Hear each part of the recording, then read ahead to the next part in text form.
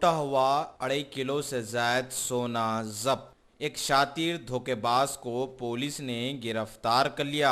वरंगल के एक जौहरी ने अपने ड्राइवर को हैदराबाद रवाना किया था ताकि सोना इकट्ठा किया जाए। सोना लेकर लौट रहा था, तब एक शराबी ने नशा आवर चीज पिला दी और वो सोने का बैग लेकर फरार हो गया। जौहरी ने इस सिलसिले में पुलिस में शिकायत दर्ज करवाई थी।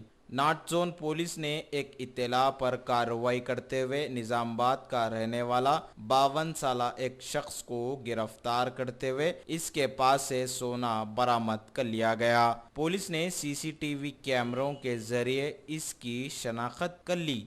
मीडिया से बातचीत करते हुए Hyderabad city commissioner of police M Mahendra D ने बताया।